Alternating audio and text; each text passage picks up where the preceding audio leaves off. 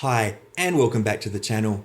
Today, we're diving into another compelling case study and story of transformation. This time, we'll be discussing the journey of a client who successfully overcame panic, rage, and nervous system dysregulation. This issue stemmed from trauma caused by persistent workplace bullying, a problem that unfortunately affects more people than you might know. The effects of trauma from such experiences can be varied and far-reaching, manifesting in different forms depending on the individual. They are often linked to other complex emotional and psychological issues such as overwhelming stress, anxiety, panic attacks, fits of rage, depression, and intrusive thoughts. While not every person is affected by workplace bullying while experiencing these exact issues, in my experience, we frequently see a significant overlap in clients dealing with a mix of these fears and emotional triggers. The mind tends to associate multiple forms of distress together, leading to a tangled web of emotional responses. For this particular client, the issue was ongoing and deeply embedded in his day-to-day life, leaving him feeling completely lost, worthless, and unable to cope with even minor stressors. Stressors that, prior to the bullying, had been much more manageable for him. He found himself constantly struggling to move forward in life, feeling stuck in a state of fear and unable to live a calm and fulfilling existence. The emotional toll was tremendous, and he was in a place where finding any sense of peace seemed impossible. Pre-session tasking. Before we began our formal session, I assigned the client with a series of pre-session tasks. This is always a critical part of my therapeutic process as it helps to prepare the mind and body for the deeper emotional work. These tasks are designed to regulate the nervous system, allowing the body to calm itself from the inside out, build self-awareness, helping the client become more in tune with the underlying emotions and triggers that were driving his behaviors, reduce stress levels and create a sense of inner calmness, a necessary foundation for long-term healing, educate the client about the inner workings of both their conscious and unconscious mind, because let's face it, knowledge really is power when it comes to understanding and overcoming emotional difficulties. These tasks are absolutely essential as they set the groundwork for the deeper work we were about to undertake together. Without this preparation, it would be far more challenging to dive into the heavier emotional and psychological aspects of his experience. Session 1. In our first session, we conducted a detailed personal history. This is a key part of my method, as understanding where the client is coming from gives us insights into the root of their problems. When I asked the client how he knew he had this problem, he gave me several telling responses. I can just lose it out of nowhere.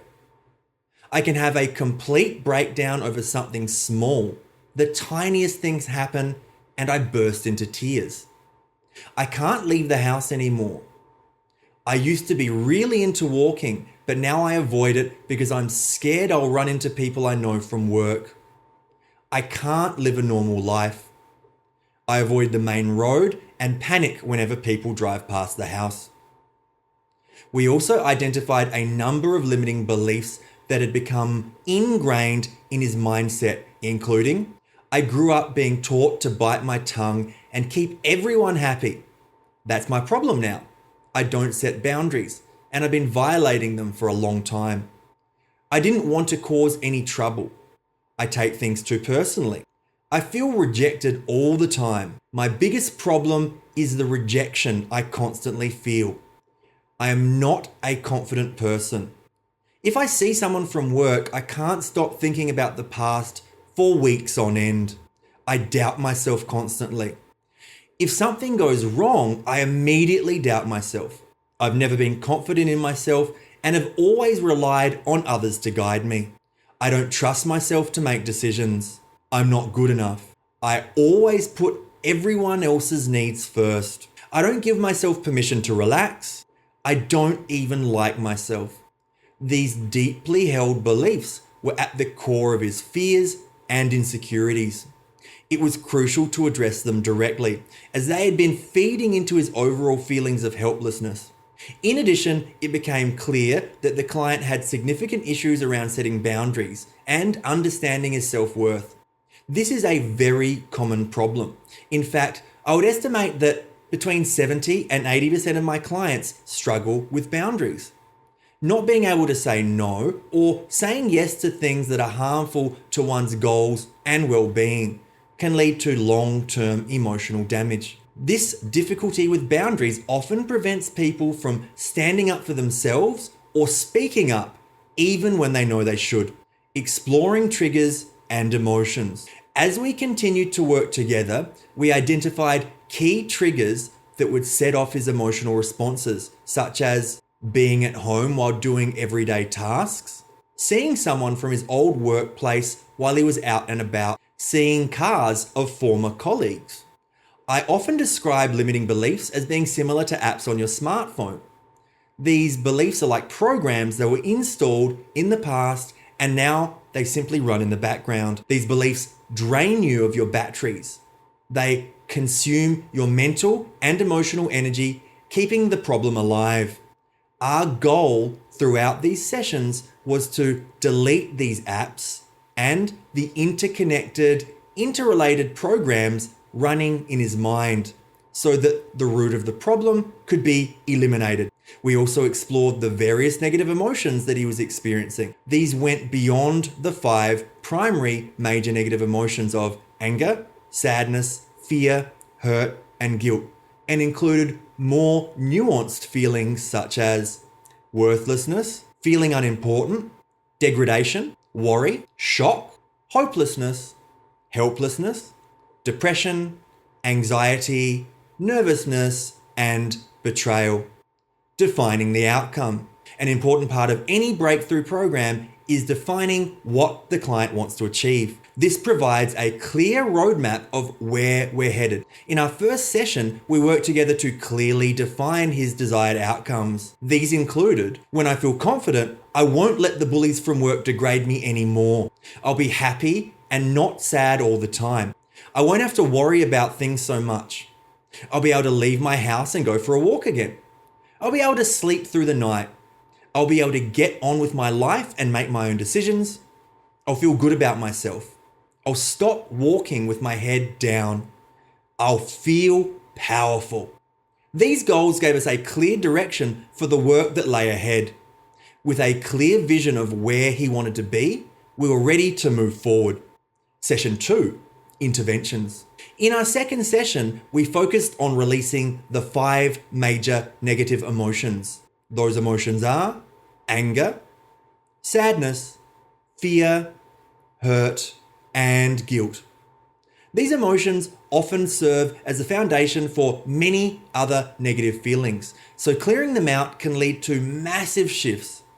This session laid the groundwork for deeper transformation, and it allowed the client to start experiencing significant changes in how he felt and approached life. Session 3. By the time the client arrived for his third session, he reported several exciting wins. I feel so different. I've been walking taller. I can't believe how I feel now. I'm flabbergasted by the change. Even my wife is noticing the difference. We reviewed the list of negative emotions identified in session 1 and found that they had all been resolved after the work we did releasing the 5 major negative emotions. The emotions that had been naturally resolved and released as a result of letting go of the 5 major negative emotions were worthlessness, feeling unimportant, degradation, worry, shock, hopelessness, helplessness, depression, anxiety, and nervousness. We also addressed additional limiting beliefs including, I don't like myself, and I take things too personally.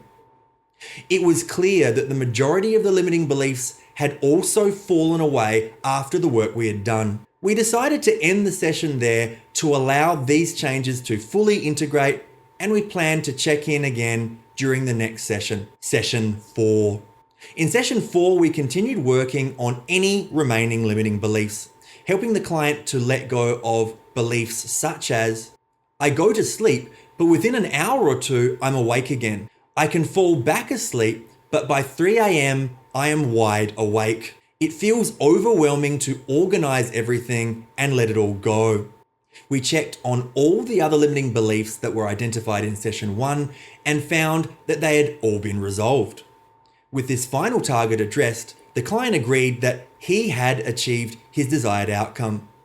We concluded the program with some goal-setting exercises to program the unconscious mind to lock in the change and ensure they continued into the future. With the right guidance, the unconscious mind is more than capable to finalize these positive transformations. The client reported back a week later stating that all of the problems had been totally resolved. His sleep issues and insomnia had resolved too, and the work from the previous session was a roaring success. This case study is a powerful reminder that meaningful transformation is not only possible, but often closer than we think. In just under 8 hours of coaching, this client went from feeling powerless, stuck, and hopeless to reclaiming control of his life. He began experiencing a renewed sense of freedom, joy, and empowerment. His life has been transformed. If you or someone you know is facing similar challenges, remember that hope and change are within reach. Thank you so much for watching. If this video was helpful, please consider giving it a like, sharing it with others, and subscribing for more inspiring stories.